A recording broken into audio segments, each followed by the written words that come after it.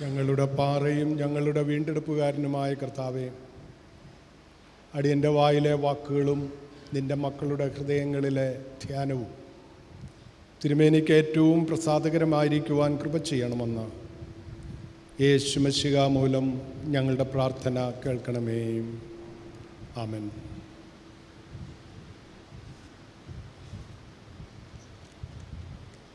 ദൈവനാമത്തിന് നന്ദി നിറഞ്ഞ ഹൃദയത്തോടെ സ്തോത്രം ചെയ്യുന്നു.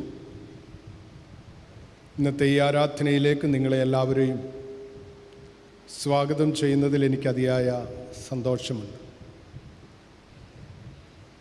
ഇന്ന് നമുക്ക് ചിന്തിക്കുവാനായി നൽകിയിരിക്കുന്ന വിഷയം പ്രൈസ് ദ ലോർഡ്, കർത്താവിനെ സ്തുതിക്കുക, കർത്താവിനെ ആരാധിക്കുക എന്നുള്ളതാണ്. 2 വാക്യങ്ങൾ പ്രാരംഭമായി വായിക്കട്ടെ. 1 സങ്കീർത്തനങ്ങൾ 81-ൻ്റെ 1 മുതൽ 3 വരെയുള്ള വാക്യങ്ങൾ. 81-ാം സങ്കീർത്തനം 1 മുതൽ 3 വരെ.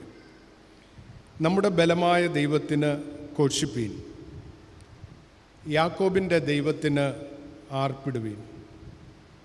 തപ്പും ഇമ്പമായുള്ള കിന്നരവും വീണയും എടുത്ത് സംഗീതം തുടങ്ങുവീൻ.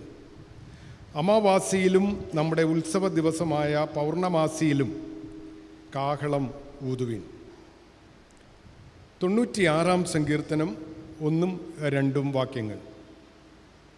യഹോവയ്ക്ക് ഒരു പുതിയ പാട്ട് പാടുവീൻ. സകല ഭൂവാസികളുമായുള്ളവരെ യഹോവയ്ക്ക് പാടുവീൻ.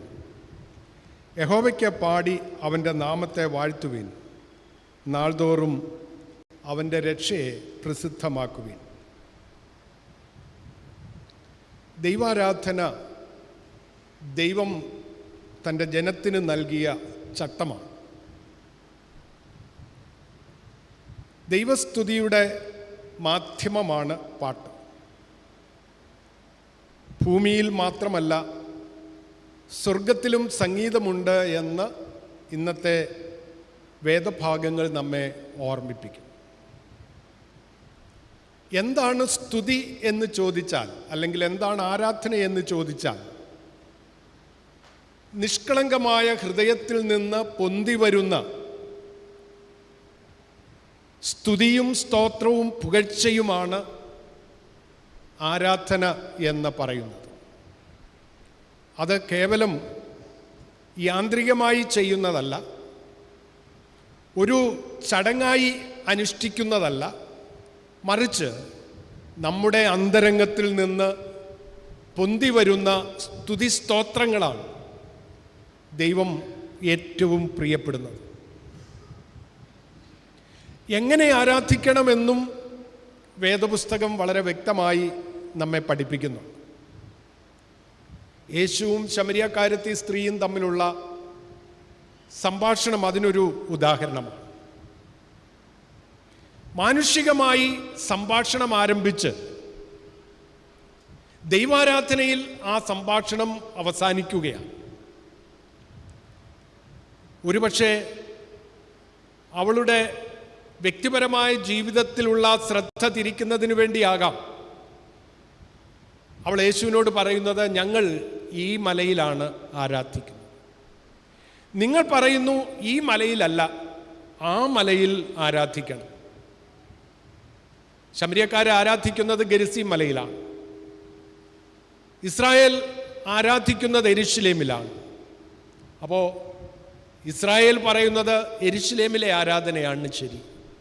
ശമരിയക്കാർ പറയുന്നു ഗെരിസീമിൽ ആരാധിച്ചാൽ മതിയെന്ന്. അപ്പോൾ കർത്താവ് അവളോട് പറയുന്നത്, ആ മലയിലുമല്ല ഈ മലയിലുമല്ല ദൈവത്തെ ആരാധിക്കേണ്ടത്. സത്യനമസ്കാരികൾ, ആ വാക്ക് വളരെ പ്രധാനമാണ്. ദൈവത്തെ ആത്മാവിലും സത്യത്തിലും ആരാധിക്കണം. എവിടെ വേണമെങ്കിലും നമുക്ക് ആരാധിക്കാം, എവിടെ നിന്ന് വേണമെങ്കിലും നമുക്ക് പ്രാർത്ഥിക്കാം. പക്ഷേ ആ പ്രാർത്ഥന ആത്മാവിലും സത്യത്തിലുമായിരിക്കണം. അതാ ദൈവം പ്രിയപ്പെടുന്ന, ഇഷ്ടപ്പെടുന്ന ആരാധന എന്നത് നാം ഒരിക്കലും മറക്കരുത്. ഇന്ന് നമ്മൾ വായിച്ചു കേട്ട ലേഖന പാഠഭാഗം വളരെ ശ്രദ്ധേയമാണ്. വെളിപ്പാട് പുസ്തകം 5-ാം അധ്യായം 1 മുതൽ 14 വരെയുള്ള വാക്യങ്ങളാണ് നാം രണ്ടാം പാഠമായി വായിച്ചു കേട്ടത്. മ്യൂസിക് ഇൻ ഹെവൻ, സ്വർഗത്തിലെ സംഗീതം. ക്രിസ്റ്റീന ജോർജീന റോസറ്റി എന്ന് പറയുന്ന ഒരു കവയിത്രി, അവർ റൊമാൻറ്റിക്കായിട്ടുള്ള കവിതകൾ എഴുതിയിട്ടുണ്ട്. ഭക്തി സാന്ദ്രമായ ഗീതങ്ങൾ അവരെഴുതിയിട്ടുണ്ട്. കുട്ടികൾക്ക് വേണ്ടിയുള്ള കവിതകളും അവർ രചിച്ചിട്ടുണ്ട്. ഈ ക്രിസ്റ്റീന എന്ന ഇംഗ്ലീഷ് പാട്ടുകാരി അവർ പറയുന്നത്, heaven is revealed to earth as the home land of music എന്നാണ്. Heaven is revealed to earth as the home land of music. സംഗീതത്തിൻ്റെ മാതൃസ്ഥലമായിട്ടാണ് സ്വർഗത്തെ ഭൂമിക്ക് വെളിപ്പെടുത്തുന്നത്. സംഗീതത്തെ സൃഷ്ടിച്ചത് സംബന്ധിച്ച് ഒരു ഐതിഹ്യം നിലവിലുണ്ട്.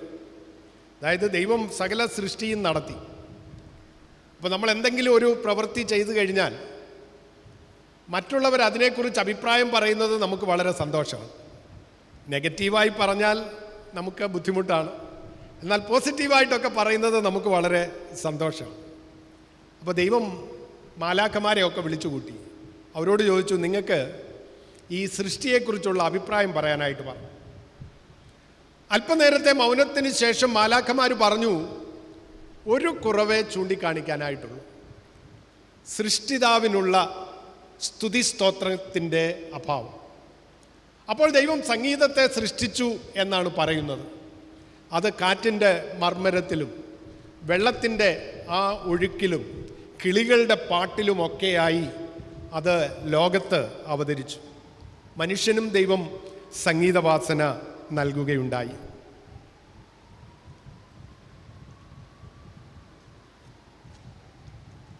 ലൈഫ് ടുഗദർ എന്ന ഒരു പുസ്തകം, ലൈഫ് ടുഗദർ, ഡിസ്ട്രിച്ച് ബോൺഹോഫർ, നമുക്കറിയാം അദ്ദേഹത്തെക്കുറിച്ച് ഞാൻ തന്നെ പറഞ്ഞിട്ടുണ്ട്. ഹിറ്റ്ലറിൻ്റെ തടങ്കലിൽ കിടന്ന് രക്തസാക്ഷിത്വം വഹിച്ച ഒരു ആധുനിക ദൈവശാസ്ത്രജ്ഞനാണ് ഡിസ്ട്രിച്ച് ബോൺഹോഫർ, ജർമ്മൻകാരനാണ്. അദ്ദേഹം എഴുതിയ ഒരു പുസ്തകത്തിൻ്റെ പേര് ലൈഫ് ടുഗദർ എന്നാണ്. ആ പുസ്തകത്തിൽ അദ്ദേഹം ഈ സംഗീതത്തെക്കുറിച്ച് എഴുതിയിട്ടുണ്ട്. അത് ഞാൻ വായിക്കാം. ദൈവം തന്നെ യുഗയുഗാന്തരങ്ങളിലെ ഉപയോഗത്തിനായി ഒരു മഹത്തരമായ സ്തോത്രഗീതം തയ്യാറാക്കി. ദൈവസമൂഹത്തിൽ ചേരുന്നവർ ഈ ഗീതം ഒന്നിച്ചു ചേർന്ന് ആലപിക്കുന്നു. പ്രഭാത നക്ഷത്രങ്ങൾ ഒരുമിച്ച് ആലപിച്ച ഗീതമാണിത്. ലോക സൃഷ്ടിയെങ്കിൽ ദൈവപുത്രന്മാരെല്ലാം ആനന്ദം കൊണ്ട് ആർപ്പ് വിളിക്കാൻ ഉത്തേജനം നൽകിയ ഗാനമാണത്. ചെങ്കടൽ കടന്നപ്പോൾ ഇസ്രായേൽ മക്കൾ ആലപിച്ച വിജയഗാനമാണത്. മാലാഖയുടെ പ്രഖ്യാപനത്തിന് ശേഷം കന്യക മറിയാം ആലപിച്ച ഗാനവും, തടങ്കലിൽ കിടന്ന് പൗലോസും ശീലാസും പാടിയ ഗാനവും, ദൈവദാസനായ മോശയുടെ ഗീതവും, വെളിപ്പാട് പുസ്തകം 15-ാം അധ്യായം 3-ാം വാക്യത്തിൽ കാണുന്ന കുഞ്ഞാടിൻ്റെ ഗീതവും എല്ലാമാണത്. സ്വർഗീയമായ കൂട്ടായ്മയുടെ നൂതന ഗാനമാണത് എന്ന് ഡിസ്ട്രിച്ച് ബോൺഹോഫർ രേഖപ്പെടുത്തുകയാണ്.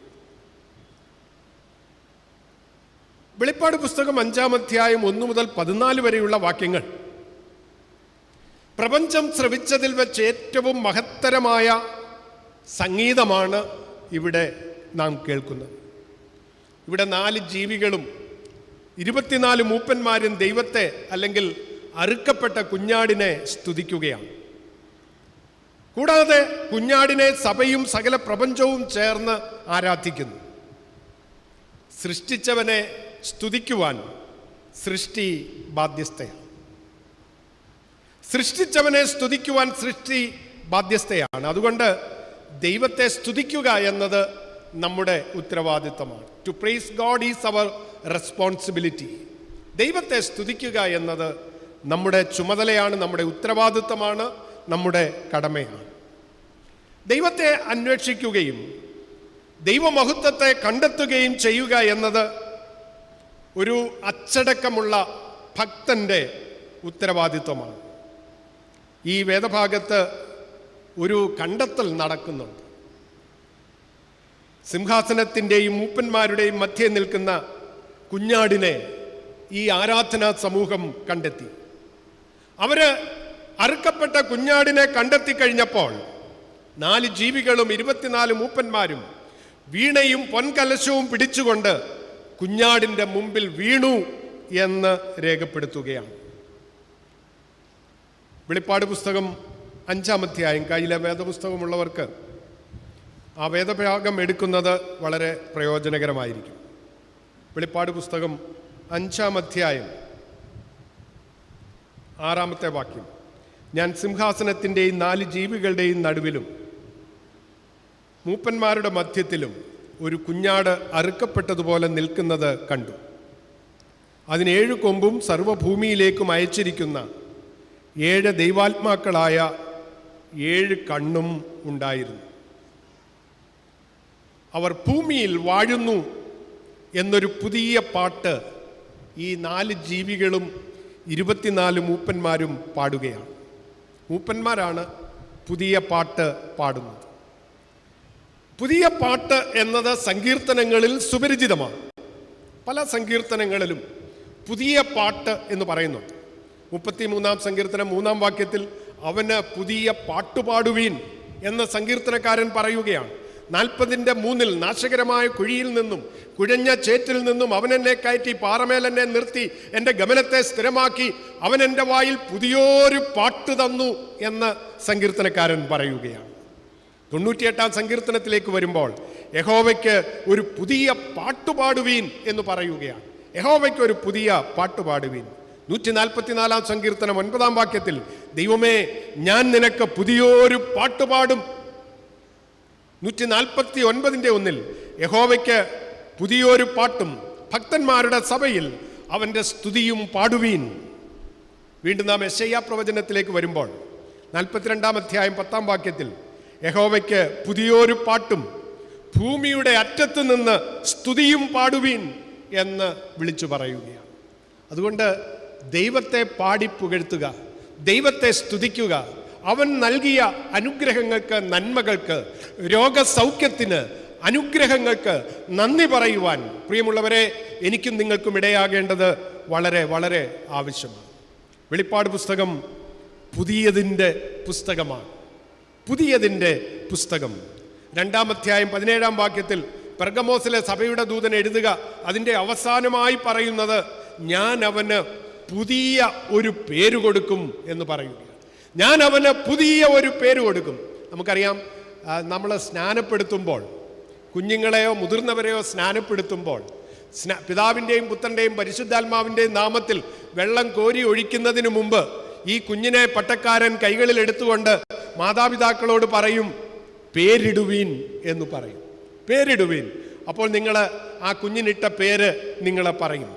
അതുകൊണ്ട് പ്രിയമുള്ളവരെ, ഇവിടെ പെർഗമോസിലെ സഭയുടെ ദൂതന് എഴുതുമ്പോൾ അവരുടെ പ്രവർത്തികളിൽ ദൈവം തമ്പുരാൻ ആകൃഷ്ടനായപ്പോൾ അവരോട് പറയുകയാണ് ഞാൻ അവർക്ക് പുതിയൊരു പേര് കൊടുക്കും എന്ന്.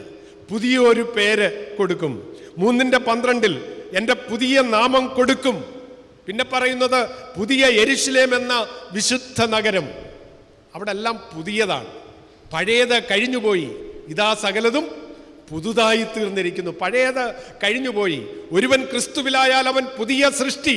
പഴയത് കഴിഞ്ഞുപോയി, ഇതാ സകലതും പുതുതായി തീർന്നിരിക്കുന്നു എന്ന് പറയുകയാണ്. ഇന്ന് നമ്മൾ വായിച്ച ലേഖന പാഠഭാഗത്ത് വെളിപ്പാട് പുസ്തകം 5-ാം അധ്യായം 11-ാം വാക്യത്തിൽ പറയുകയാണ് പുതിയ പാട്ട്. അവൻ ഭൂമിയിൽ വാഴുന്നു എന്നൊരു പുതിയ പാട്ട് അവർ പാടുന്നു. കർത്താവ്, നമ്മെ വീണ്ടെടുത്തവൻ, നമ്മെ വിലയ്ക്ക് വാങ്ങിയവൻ, അവൻ ഭൂമിയിൽ വാഴുന്നു എന്നൊരു പുതിയ പാട്ട് അവർ പാടുന്നു എന്ന് രേഖപ്പെടുത്തുകയാണ്. 14-ാം അധ്യായം 3-ാം വാക്യത്തിൽ അവിടെ 4 ജീവികളും 24 മൂപ്പന്മാർക്കും മുമ്പാകെ പുതിയ പാട്ടുപാടി എന്ന് രേഖപ്പെടുത്തുകയാണ്. പുതിയ പാട്ട് പാടി. 21-ന്റെ 1-ൽ ഞാൻ പുതിയ ആകാശവും പുതിയ ഭൂമിയും കണ്ടു എന്ന് അപ്പോസ്തലൻ രേഖപ്പെടുത്തുകയാണ്. ഞാൻ പുതിയ ആകാശം കണ്ടു, പുതിയ ഭൂമി കണ്ടു എന്ന്. ഈ പഴയ ആകാശവും പഴയ ഭൂമിയും മാറിപ്പോകും. അവിടെ തൽസ്ഥാനത്ത് ഒരു പുതിയ ഭൂമിയും ഒരു പുതിയ ആകാശവും ഞാൻ കണ്ടു എന്ന് അപ്പോസ്തലൻ പറയുകയാണ്. 21-ന്റെ 5-ൽ ഇതാ ഞാൻ സകലതും പുതുതാക്കുന്നു എന്ന് രേഖപ്പെടുത്തുന്നു. ഇതാ ഞാൻ സകലതും പുതുതാക്കുന്നു. പ്രിയമുള്ളവരെ, കർത്താവായ യേശു ക്രിസ്തുവിൽ വിശ്വസിക്കുന്ന ഞാനും നിങ്ങളും പുതുക്കത്തിൻ്റെ ആത്മാവിനാൽ നിറയപ്പെടണം. പുതിയ ഒരു വ്യക്തിയായി രൂപാന്തരപ്പെടണം. നമ്മെക്കുറിച്ച് ദൈവം ആഗ്രഹിക്കുന്നത് പഴയ വ്യക്തിത്വമല്ല, പാപ സ്വഭാവമുള്ള പഴയ വ്യക്തിത്വമല്ല ദൈവം നമ്മെക്കുറിച്ച് ആഗ്രഹിക്കുന്നത്. പാപത്തെ കഴുകിക്കളഞ്ഞ പുതിയ വ്യക്തിത്വത്തിൻ്റെ, പുതിയ മനുഷ്യൻ്റെ ആ ആവിർഭാവമാണ് ഇന്ന് എന്നിലും നിങ്ങളിലും ഉണ്ടാകേണ്ടത്. എന്താണ് ഈ പുതിയ പാട്ടിൻ്റെ ഉള്ളടക്കം? വെളിപ്പാട് പുസ്തകം 5-ാം അധ്യായം 9-10 വാക്യങ്ങൾ ഞാൻ വായിക്കാം. പുസ്തകം വാങ്ങുവാനും അതിൻ്റെ മുദ്ര പൊട്ടിപ്പാനും നീ യോഗ്യൻ. നീ അറുക്കപ്പെട്ടു. നിന്റെ രക്തം കൊണ്ട് സർവ്വഗോത്രത്തിലും ഭാഷയിലും വംശത്തിലും ജാതിയിലും നിന്നുള്ളവരെ ദൈവത്തിനായി വിലയ്ക്ക് വാങ്ങി. ഞങ്ങളുടെ ദൈവത്തിന് അവരെ രാജ്യവും പുരോഹിതന്മാരുമാക്കി വെച്ചു. അവർ ഭൂമിയിൽ വാഴുന്നു എന്നൊരു പുതിയ പാട്ട് അവർ പാടുന്നു. ഈ പുതിയ പാട്ടിൻ്റെ ഉള്ളടക്കം കുഞ്ഞാടിൻ്റെ യാഗമാണ്. കുഞ്ഞാടിൻ്റെ യാഗം. It was A sacrificial death. അതൊരു യാഗമരണമായിരുന്നു എന്ന് നമുക്കറിയാം. ഈ യാഗമരണത്തിൻ്റെ കാരണം എന്താണ്? ദൈവവും മനുഷ്യനും തമ്മിലുണ്ടായിരുന്ന ബന്ധം പാപം മൂലം നഷ്ടപ്പെട്ടു. ദൈവത്തിൽ നിന്ന് അന്യപ്പെട്ടു പോയ മനുഷ്യനെ ദൈവത്തിലേക്ക് കൂട്ടിക്കൊണ്ടുവരുന്നതിനു വേണ്ടി പാപമെന്തെന്ന് അറിഞ്ഞിട്ടില്ലാത്ത ദൈവത്തിൻ്റെ പുത്രൻ നമ്മുടെ പാപങ്ങളെ എല്ലാം വഹിച്ചുകൊണ്ട് ക്രൂശിന്മേൽ കയറി. യെശയ്യാവ് പറയുകയാണ്, അവൻ്റെ അടിപ്പിണരാൽ നിങ്ങൾക്ക് സൗഖ്യം വന്നിരിക്കുന്നു എന്ന്. പ്രിയമുള്ളവരെ, യേശു കർത്താവ് കാൽവറിയിൽ യാഗമായി തീർന്നതുകൊണ്ടാണ് ആ വീണ്ടെടുപ്പ് എനിക്ക് നിങ്ങൾക്കും സാധ്യമായി തീർന്നത്. അതുമൂലം നമുക്കുണ്ടായ നേട്ടങ്ങളെക്കുറിച്ച് ഇവിടെ പറയുന്നുണ്ട്. കർത്താവായ യേശു ക്രിസ്തു ക്രൂശിൽ മരിച്ചതുകൊണ്ട്, ആ വീണ്ടെടുപ്പ് സാധിച്ചതുകൊണ്ട്, നമ്മുടെ പാപങ്ങളെ തൻ്റെ രക്തത്താൽ കഴുകി കളഞ്ഞതുകൊണ്ട്, നാം പുതിയ മനുഷ്യനായി തീർന്നപ്പോൾ എനിക്ക് നിങ്ങൾക്കും ഉണ്ടായ നേട്ടങ്ങളെക്കുറിച്ച് ഇവിടെ രേഖപ്പെടുത്തുകയാണ്. He made us kings. നമ്മെ രാജാക്കന്മാരാക്കി തീർത്തു. He made us priests. നമ്മെ പുരോഹിതന്മാരാക്കി തീർത്തു. He gave us triumph. അവൻ നമുക്ക് വിജയം നൽകിയിരിക്കുന്നു. പത്രോസിന്റെ ലേഖനം നാം വായിക്കുമ്പോൾ 1 പത്രോസ് 2:9 പറയുകയാണ്, നിങ്ങളോ അന്ധകാരത്തിൽ നിന്ന് നിങ്ങളെ വീണ്ടെടുത്തവന്റെ സൽഗുണങ്ങളെ ഘോഷിപ്പാൻ തക്കവണ്ണം തെരഞ്ഞെടുക്കപ്പെട്ട ജാതിയും രാജകീയ പുരോഹിത വർഗവും വിശുദ്ധ വംശവും സ്വന്തം ജനവുമാകുന്നു എന്ന് പറയുകയാണ്. മുമ്പേ നിങ്ങൾ ജനമല്ലാത്തവർ, ഇപ്പോൾ നിങ്ങൾ ദൈവത്തിൻ്റെ ജനം. മുമ്പേ നിങ്ങൾ കരുണ ലഭിക്കാത്തവർ, ഇപ്പോഴോ കരുണ ലഭിച്ചവർ തന്നെ എന്ന് രേഖപ്പെടുത്തിയിരിക്കുന്നു. ഞാൻ ഒന്നാമത് പറഞ്ഞത് 4 ജീവികളുടെയും 24 മൂപ്പന്മാരുടെയും പാട്ടിനെ കുറിച്ചാണ് പറഞ്ഞത്. പാട്ട്, സംഗീതം, സ്തുതി, സ്തോത്രം, ആരാധന ഒരു ദൈവഭക്തന്റെ കടമയാണ്, റെസ്പോൺസിബിലിറ്റിയാണ്, നമ്മുടെ ഉത്തരവാദിത്വമാണ് ദൈവത്തെ സ്തുതിക്കുക, ദൈവത്തെ ആരാധിക്കുക എന്നുള്ളത്. രണ്ടാമത് നാം ഇവിടെ കാണുന്നത് ദൂതന്മാരുടെ പാട്ടാണ്. ദൂതന്മാരുടെ പാട്ട് 5-ാം അധ്യായം 11-12 വാക്യങ്ങൾ. പിന്നെ ഞാൻ ദർശനത്തിൽ സിംഹാസനത്തിൻ്റെയും ജീവികളുടെയും മൂപ്പന്മാരുടെയും ചുറ്റിലും ഏറിയ ദൂതന്മാരുടെ ശബ്ദം കേട്ടു. അവരുടെ എണ്ണം 10,000 10,000-ഉം 1,000-1,000-ഉമായിരുന്നു. അവർ അത്യുച്ചത്തിൽ അറുക്കപ്പെട്ട കുഞ്ഞാട് ശക്തിയും ധനവും ജ്ഞാനവും ബലവും ബഹുമാനവും മഹത്വവും സ്തോത്രവും ലഭിപ്പാൻ യോഗ്യൻ എന്ന് പറഞ്ഞു. ദൂതന്മാര് പാടി സ്തുതിക്കുകയാണ്. 1-2 ദൂതന്മാരല്ല, 10,000 10,000 1,000 ദൂതന്മാര് ദൈവത്തെ പാടി സ്തുതിക്കുകയാണ്. അവർ അറുക്കപ്പെട്ട കുഞ്ഞാടിന് സ്തുതിയും പുകഴ്ചയും മഹത്വവും കൊടുക്കുകയാണ്. കാരണം to him belongs the power. അവനിൽ സകല അധികാരവും അടങ്ങിയിരിക്കുന്നു.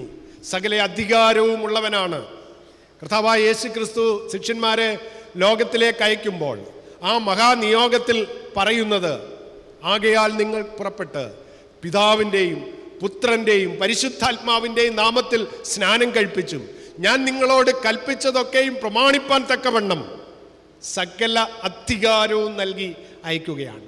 അധികാരമുള്ളവൻ അധികാരം നൽകി അയക്കുകയാണ് തൻ്റെ മക്കളെ. സകല അധികാരവും അവനുള്ളതാണ്. അപ്പോസ്തലനായ വിശുദ്ധ പൗലോസ് രേഖപ്പെടുത്തുകയാണ്, Christ is the power of God. ദൈവത്തിൻ്റെ ശക്തിയാണ് യേശു എന്ന്. He is able. അവൻ യോഗ്യനാണ്. മുദ്ര പൊട്ടിച്ച് പുസ്തകം തുറന്ന് വായിക്കാൻ അവൻ യോഗ്യനാണ്. മാത്രവുമല്ല, to him belongs the riches. സകല സമ്പത്തും അവനുള്ളതാണ്. പ്രിയമുള്ളവരെ, സകലവും അവൻ മുഖാന്തരം ഉളവായി. ഉളവായതൊന്നും അവനെ കൂടാതെ ഉളവായതല്ല. സകലവും അവനായിട്ടും അവനു വേണ്ടിയും സൃഷ്ടിക്കപ്പെട്ടിരിക്കുകയാണ്. കൊരിന്ത്യ ലേഖനം നാം വായിക്കുമ്പോൾ 2 കൊരിന്ത്യർ 8:9 വളരെ മനോഹരമായ ഒരു വാക്യമാണ്. നമ്മുടെ കർത്താവായ യേശു ക്രിസ്തു സമ്പന്നൻ ആയിരുന്നിട്ടും അവൻ്റെ ദാരിദ്ര്യത്താൽ നിങ്ങൾ സമ്പന്നരാകേണ്ടതിന് നിങ്ങൾ നിമിത്തം ദരിദ്രനായി തീർന്ന കൃപ നിങ്ങൾ അറിയുന്നുവല്ലോ. എന്നെയും നിങ്ങളെയും സമ്പന്നരാക്കേണ്ടതിന് അവൻ ദരിദ്രനായിട്ട് തീർന്നു. ഞാനും എന്നെയും നിങ്ങളെയും ദൈവത്തോട് അടുപ്പിക്കുന്നതിന് വേണ്ടി അവൻ കാൽവറിയിൽ യാഗമായി തീർന്നു. അവൻ തന്നെ അവൻ താഴ്ത്തി ക്രൂശിലെ മരണത്തോളം അനുസരണമുള്ളവനായി തീർന്നു എന്ന് നാം വായിക്കുകയാണ്. എഫെസ്യ ലേഖനത്തിലെ പൗലോസ് പറയുന്നുണ്ട് 3:8 ക്രിസ്തുവിൻ്റെ അപ്രമേയ ധനത്തെക്കുറിച്ച് ജാതികളോട് പ്രസംഗിപ്പാൻ കഴിഞ്ഞു എന്ന്. യേശു ക്രിസ്തുവിൻ്റെ അപ്രമേയ ധനത്തെക്കുറിച്ച് പൗലോസ് പ്രസംഗിക്കുകയാണ്. വീണ്ടും നാം മുൻപോട്ട് പോകുമ്പോൾ to him belongs the wisdom, ജ്ഞാനം അവനുള്ളതാണ്. അവൻ ജ്ഞാനിയാണ്. ദൈവത്തിൻ്റെ ജ്ഞാനമാണ് കർത്താവായ യേശു ക്രിസ്തു. 1 കൊരിന്ത്യർ 1:24 Christ is the wisdom of God. ദൈവത്തിൻ്റെ ജ്ഞാനമാണ് ക്രിസ്തു എന്ന് രേഖപ്പെടുത്തുകയാണ്. അതുകൊണ്ടാണ് ഈ 4 ജീവികളും 24 മൂപ്പന്മാരും ദൂതന്മാരും സകല ജ്ഞാനവും ശക്തിയും മഹത്വവും തേജസ്സും പുകഴ്ചയും അവനുള്ളതാകുന്നു എന്ന് പാടുന്നത്. അവൻ്റെ നാമത്തിങ്കൽ സ്വർലോകരുടെയും ഭൂലോകരുടെയും മുഴങ്കാലൊക്കെയും മടങ്ങുകയും എല്ലാ നാവും യേശു കർത്താവെന്ന് അവൻ്റെ വരവിങ്കൽ ഏറ്റുപറയുകയും ചെയ്യേണ്ടതായിട്ട് വരും. ഞാൻ 2 കാര്യങ്ങളാണ് പറഞ്ഞത്. ഒന്ന്, 4 ജീവികളും 24 മൂപ്പന്മാരും ദൈവത്തെ ആരാധിക്കുകയാണ്. അറുക്കപ്പെട്ട കുഞ്ഞാടിനെ ആരാധിക്കുകയാണ്. ആരാധന എന്ന് പറയുന്നത് നമ്മുടെ കടമയാണ്. അവൻ നമ്മുടെ റെസ്പോൺസിബിലിറ്റിയാണ്, നമ്മുടെ ചുമതലയാണ്, നമ്മുടെ ഉത്തരവാദിത്വമാണ്. രണ്ടാമത് ഇവിടെ നാം കണ്ടത് കുഞ്ഞാടിൻ്റെ പാട്ടിനെ കുറിച്ച് നമ്മൾ കേൾക്കുകയുണ്ടായി. കുഞ്ഞാടിൻ്റെ പാട്ട്, കുഞ്ഞാടിനെ പാടി പുകഴ്ത്തുകയാണ്. സകല ദൂതന്മാരും കുഞ്ഞാടിനെ പുകഴ്ത്തുകയാണ്, കുഞ്ഞാടിനെ പാടി ആരാധിക്കുകയാണ്. മൂന്നാമതായി പാട്ട്, സോങ്സ് ഓഫ് ഓൾ ക്രിയേഷൻ, സകല സൃഷ്ടിയുടെയും പാട്ട്. വെളിപ്പാട് പുസ്തകം 5-ാം അധ്യായം അതിൻ്റെ 13ഉം 14ഉം വാക്യങ്ങളെ ഞാൻ വായിക്കാം. സ്വർഗത്തിലും ഭൂമിയിലും ഭൂമിക്ക് കീഴിലും സമുദ്രത്തിലുമുള്ള സകല സൃഷ്ടിയും അവയിലുള്ളതൊക്കെയും സിംഹാസനത്തിൽ ഇരിക്കുന്നവനും കുഞ്ഞാടിനും സ്തോത്രവും ബഹുമാനവും മഹത്വവും ബലവും എന്നേക്കും ഉണ്ടാകട്ടെ എന്ന് പറയുന്നത് ഞാൻ കേട്ടു. 4 ജീവികളും ആമീൻ എന്ന് പറഞ്ഞു. മൂപ്പന്മാർ വീണ് നമസ്കരിച്ചു. സകല സൃഷ്ടിയും ദൈവത്തെ പുകഴ്ത്തുകയാണ്. ഇന്ന് നമ്മോട് തന്നെ നാം ചോദിക്കേണ്ടത്, ഇവിടെ 4 ജീവികളും 24 മൂപ്പന്മാരും ദൈവത്തെ സ്തുതിക്കുമ്പോൾ, 1000 10,000 ദൈവദൂതന്മാർ ദൈവത്തെ സ്തുതിക്കുമ്പോൾ, സകല സൃഷ്ടിയും ദൈവത്തെ പുകഴ്ത്തുമ്പോൾ എന്ന് പറഞ്ഞ് ആമീൻ പറയുമ്പോൾ, പ്രിയമുള്ളവരെ, നാം ദൈവത്തെ ആരാധിക്കുന്നതിൽ എത്രമാത്രം മുൻഗണന നൽകുന്നു എന്ന് നമ്മോട് തന്നെ ചോദിക്കണം. നമ്മുടെ ദൈവാരാധന എങ്ങനെയാണ്? ഒരു ഫോർമാലിറ്റിക്ക് വേണ്ടിയാണോ നാം ആരാധിക്കുന്നത്? ഒരു ഫോർമാലിറ്റിക്ക് വേണ്ടിയാണോ നാം പാട്ട് പാടുന്നത്? ഒരു ഫോർമാലിറ്റിക്ക് വേണ്ടിയാണോ നാം ദൈവസന്നിധിയിൽ ഒത്തുകൂടുന്നത്? നമ്മോട് തന്നെ ചോദിക്കണം. ഹൃദയത്തിൻ്റെ അന്തരംഗത്തിൽ നിന്ന് ഉയർന്നു വരുന്ന സ്തുതി സ്തോത്രങ്ങൾ കൊണ്ട് നമ്മുടെ ദൈവത്തെ ആരാധിക്കുവാൻ, അവനെ മഹത്വപ്പെടുത്തുവാൻ, അവന് സ്തുതിയും പുകഴ്ചയും കൊടുക്കുവാൻ, പ്രിയമുള്ളവരെ, എനിക്കും നിങ്ങൾക്കും കഴിയേണ്ടത് വളരെ ആവശ്യമാണ്. സകല സൃഷ്ടിയും ദൈവത്തെ സ്തുതിച്ചപ്പോൾ 4 ജീവികളും അവിടെ കൂടി വന്നിരിക്കുന്ന സകല ദൂതന്മാരും ആമീൻ എന്ന് പറഞ്ഞു. ആമീൻ വേദപുസ്തകത്തിലെ ട്രാൻസ്ലേറ്റ് ചെയ്യാത്ത 2 വാക്കുകളാണ് ആമീൻ, ഹാലേലുയ. എന്താണ് ആമീൻ എന്ന പദം? Certainly, it is so, so it is എന്നൊക്കെയാണ് അതിൻ്റെ അർത്ഥം. തീർച്ചയായും അങ്ങനെയാകട്ടെ, അങ്ങനെ ഭവിക്കട്ടെ. ഇപ്പം ഞാൻ പ്രാർത്ഥിക്കുമ്പോൾ നിങ്ങൾ ആമീൻ പറയുമ്പോൾ നിങ്ങൾ എൻ്റെ പ്രാർത്ഥനയിൽ പങ്കുചേർന്ന് ദൈവത്തോട് പറയാണ്, അങ്ങനെ ഞാനും സമ്മതിച്ചിരിക്കുന്നു എന്ന്. ആദിമസഭയിൽ ആമീൻ പറയുമ്പോൾ അത് ഭൂമിയുടെ മുഴക്കം പോലെ കേൾക്കുമായിരുന്നു. അത്രമാത്രം ഉച്ചത്തിലായിരുന്നു അവർ ആമീൻ പറഞ്ഞത്. ഇന്നൊരു പ്രാർത്ഥന കഴിഞ്ഞ് ആമീൻ പറയാൻ പലപ്പോഴും നമുക്ക് കഴിയുന്നില്ല. ആമീൻ പറയണമോ എന്നുപോലും നമുക്കറിയില്ല. ഒരു വീട്ടിൽ ചെന്ന് പ്രാർത്ഥിച്ചാൽ, എല്ലാ വീട്ടിലും അല്ല, പ്രാർത്ഥിച്ചാൽ ആമീൻ പറയുമ്പോൾ കൂടെ ആമീൻ പറയുന്ന എത്ര പേരുണ്ടാവും? പലപ്പോഴും നമുക്ക് സങ്കോചമാണ്, പലപ്പോഴും നമുക്ക് മടിയാണ്. പക്ഷേ പ്രാർത്ഥനയ്ക്ക് ശേഷം ഉറക്കെ ആമീൻ പറയണം. അത് സഭയുടെ പാരമ്പര്യം അതാണ്.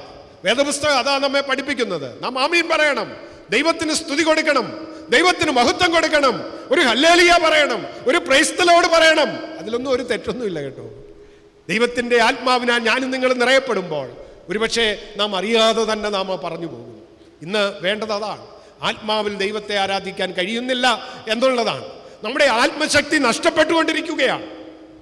ആ നഷ്ടപ്പെട്ടുകൊണ്ടിരിക്കുന്ന ആത്മശക്തി വീണ്ടെടുക്കാൻ കഴിയുമ്പോൾ ശക്തിയോടുകൂടെ ആത്മാവിൽ ദൈവത്തെ ആരാധിക്കാനായി എനിക്ക് നിങ്ങൾക്കും സാധിക്കും. ഇവിടെ മൂന്നാമതായിട്ട് അവസാനമായിട്ട് ഞാൻ പറയാൻ ആഗ്രഹിക്കുന്നത് ആരാധന പൂർണ്ണ സമർപ്പണമാണ്. A perfect submission. ആരാധന പൂർണ്ണ സമർപ്പണമാണ് പ്രിയമുള്ളവരെ. 4 ജീവികളും 24 മൂപ്പന്മാരും വീണയും പൊൻകലശവും പിടിച്ചുകൊണ്ട് അറുക്കപ്പെട്ട കുഞ്ഞാടിന്റെ മുമ്പിൽ വീണു എന്ന് പറയുകയാണ്. 5:14 നാം വായിച്ചു. ആ കുടുംബ പ്രാർത്ഥനയുടെ രീതി തന്നെ മാറി. കുടുംബ പ്രാർത്ഥന അനേക ഭവനങ്ങളിലുമില്ല. ചില ഭവനങ്ങളിൽ വൈകിട്ട് ഒരുമിച്ച് കുടുംബ പ്രാർത്ഥനയുണ്ട്. മറ്റു ചില ഭവനങ്ങളിൽ രാവിലെ കുടുംബ പ്രാർത്ഥനയില്ല, അപ്പന പ്രാർത്ഥിച്ചു പോവുകയാണ് എന്നാണ് പലപ്പോഴും പറഞ്ഞു കേട്ടിട്ടുള്ളത്. പ്രിയമുള്ളവരെ, കുടുംബ പ്രാർത്ഥനയിൽ നാം അലംഭാവം കാണിക്കുമ്പോൾ കുടുംബത്തിൻ്റെ സുസ്ഥിരത നഷ്ടപ്പെട്ടുകൊണ്ടിരിക്കുകയാണ്. കുടുംബത്തിൻ്റെ പ്രാധാന്യം നഷ്ടപ്പെട്ടുകൊണ്ടിരിക്കുകയാണ്. സ്ഥിരത നഷ്ടപ്പെട്ടുകൊണ്ടിരിക്കുകയാണ്. കുടുംബത്തിൻ്റെ പ്രാധാന്യം നഷ്ടപ്പെട്ടുകൊണ്ടിരിക്കുകയാണ്. ഒരുമിച്ച് പ്രാർത്ഥിക്കുന്ന കുടുംബമാണ് ഒരുമിച്ച് വസിക്കുന്നത് എന്നത് നാം മറക്കരുത്. അതുകൊണ്ട് നമ്മുടെ കുടുംബ പ്രാർത്ഥനയ്ക്ക് പ്രാധാന്യം കൊടുക്കണം. വ്യക്തിപരമായ പ്രാർത്ഥനയ്ക്ക് പ്രാധാന്യം കൊടുക്കണം. വേദപുസ്തക പഠനത്തിനും ധ്യാനത്തിനും പ്രാധാന്യം കൊടുക്കണം. ഇല്ലെങ്കിൽ നമ്മുടെ ജീവിതങ്ങൾ ബുദ്ധിമുട്ടിലാകും എന്നതിന് സംശയമൊന്നുമില്ല. മൂപ്പന്മാർ ദൈവസന്നിധിയിൽ വീഴുകയും കിരീടങ്ങൾ താഴെയിടുകയും ചെയ്യുന്നത് പ്രശംസയുടെയും അധികാരത്തിൻ്റെയും ചിഹ്നങ്ങൾ ആരാധനയ്ക്ക് യോഗ്യനായ കുഞ്ഞാടിൻ്റെ മുമ്പിൽ സമർപ്പിക്കുകയാണ്. തങ്ങളെ തന്നെ താഴ്ത്തി ആരാധിക്കുന്നതിൻ്റെ പ്രതീകമാണ്. ഈ കൻ്റോൺമെൻ്റ് ഏരിയയിലുള്ള പള്ളികളിൽ, പ്രത്യേകിച്ച് ഞാൻ ബാംഗ്ലൂരിൽ പഠിക്കുന്ന കാലത്ത് ഈ MG റോഡിൽ ഒരു പള്ളി, ആരോ ആയിക്കൊള്ളട്ടെ, ബിഷപ്പായിക്കൊള്ളട്ടെ, അച്ഛനായിക്കൊള്ളട്ടെ, ഇനി മറ്റ് ഏതെങ്കിലും സ്ഥാനികളായിക്കൊള്ളട്ടെ, ആരായിരുന്നാലും കേട്ടിട്ടുണ്ടാകും വാഷിങ്ടൺ മോണുമെൻ്റ് 555 അടി ഉയരമുള്ള ഭീമാകാരമായ ഒരു വലിയ സൗധമാണ്. പഴമൊഴി എന്ന് ഈ ചെറുപ്പക്കാരെ കേട്ടു. അവർ ആ ബിൽഡിങ്ങിൽ ചെന്നു, അതിൻ്റെ ബേസ്മെൻറ്റിൽ ചെന്നു, ആ ഇരുമ്പ് പേടകം കണ്ടെടുത്തു. അത് തുറന്നപ്പോൾ അതിൽ ജീവന്റെ പുസ്തകമായ വിശുദ്ധ വേദപുസ്തകമായിരുന്നു. ഈ കെട്ടിടത്തിൻ്റെ, ഈ വലിയ സൗധത്തിൻ്റെ, ഈ വാഷിങ്ടൺ മോണുമെന്റിന്റെ അടിയിൽ, ബേസ്മെന്റിൽ ഇരുമ്പ് പേടകത്തിൽ സൂക്ഷിച്ചിരിക്കുന്നത് ജീവനും ശക്തിയും നൽകുന്ന ദൈവത്തിൻ്റെ വചനമാണ്. പ്രിയമുള്ളവരെ, ആ മോണുമെന്റിന്റെ ഉത്തംഗ ശൃംഗത്തിൽ ഉയർത്തിപ്പിടിച്ച ലിഖിതമുണ്ട്. ലാവോസ് ഡിയോ, അതൊരു ലാറ്റിൻ പദമാണ്. പ്രൈസ് ദി ലോർഡ് എന്ന അതിൻ്റെ അർത്ഥം. അപ്പോൾ ബേസ്മെന്റിൽ ദൈവത്തിൻ്റെ വചനം ആ ഗോപുരത്തിന്റെ ഏറ്റവും ഉന്നതിയിൽ എഴുതി വച്ചിരിക്കുകയാണ്. ലാവോസ് ഡിയോ, പ്രൈസ് ദി ലോർഡ് എന്ന് എഴുതി വച്ചിരിക്കുകയാണ്. അതുകൊണ്ട് എൻ്റെയും നിങ്ങളുടെയും ജീവിതത്തിൻ്റെ അടിസ്ഥാനം എന്ന് പറയുന്നത് ദൈവത്തിൻ്റെ വചനമായിരിക്കണം. നമ്മുടെ ജീവിതത്തിൻ്റെ അടിസ്ഥാനം ദൈവത്തിൻ്റെ വചനമായിരിക്കണം. പാറമേൽ വീട് പണിത ബുദ്ധിയുള്ള മനുഷ്യനോട് സദൃശ്യം എന്ന് കർത്താവ് രേഖപ്പെടുത്തുകയാണ്. നമ്മുടെ വായിൽ, നമ്മുടെ അധരങ്ങളിൽ ദൈവത്തിന് സ്തുതിയുണ്ടായിരിക്കണം. എപ്പോഴും ദൈവത്തെ സ്തുതിക്കാൻ കഴിയണം, ഇടപെടാതെ പ്രാർത്ഥിക്കാൻ കഴിയണം പ്രിയമുള്ളവരെ. അപ്പോഴാണ് നമ്മുടെ ജീവിതങ്ങൾ അനുഗ്രഹിക്കപ്പെടുന്നത്. മറന്നു പോകരുത്. അതുകൊണ്ട് നമുക്ക് ദൈവസന്നിധിയിൽ സമർപ്പിക്കാം. നമ്മുടെ ആരാധന അർത്ഥവത്തായി തീരട്ടെ. നമ്മുടെ ആരാധന അർത്ഥവത്തായി തീരട്ടെ. ആരാധിക്കുന്ന ദൈവത്തിൻ്റെ ജനമേ, നമ്മുടെ ആരാധന അർത്ഥവത്താകണം. ദൈവവചനമായിരിക്കണം അതിൻ്റെ അടിസ്ഥാനം. ആത്മാവിലാകണം നാം ദൈവത്തെ സ്തുതിക്കേണ്ടത്. നാം ഭൂമിയിൽ ആരാധിക്കുമ്പോൾ സ്വർഗീയ സൈന്യം 24 മണിക്കൂറും ദൈവത്തെ പാടി ആരാധിക്കുന്ന സ്വർഗീയ സൈന്യത്തോട് കൂടെയാണ് നാമും ആരാധിക്കുന്നത്. ആകയാൽ സാക്ഷികളുടെ ഇത്ര വലിയൊരു സമൂഹം നമുക്ക് ചുറ്റും നിൽക്കുന്നത് കൊണ്ട് പ്രിയമുള്ളവരെ, ആ ഒരു ചിന്ത എപ്പോഴും വേണം. നാം ആരാധിക്കുമ്പോൾ നാം മാത്രമല്ല, ആ സ്വർഗീയ സൈന്യവും ഈ ആരാധനയിൽ പങ്കുചേരുകയാണ്. അതുകൊണ്ട് നമ്മുടെ ആരാധന ഹൃദയത്തിൽ നിന്ന് പൊന്തി വരുന്ന, നിഷ്കളങ്കമായ ഹൃദയത്തിൽ നിന്ന് പൊന്തി വരുന്ന സ്തുതി സ്തോത്രങ്ങളാകട്ടെ. നമ്മുടെ ആരാധന ആത്മാവിൽ നിറഞ്ഞതാകട്ടെ. ആയതിന് ദൈവം തൻ്റെ പരിശുദ്ധാത്മാവ് മൂലം നമുക്കെല്ലാവർക്കും കൃപ ചെയ്യുമാറാകട്ടെ. ആമേൻ. ഇപ്പോൾ പിതാവായ ദൈവത്തിനും പുത്രനായ ദൈവത്തിനും പരിശുദ്ധാത്മാവായ ദൈവത്തിനും സകല ബഹുമാനവും മഹത്വവും കാലാവസാനം കൂടാതെ ഉണ്ടായിരിക്കുമാറാകട്ടെ. ആമേൻ.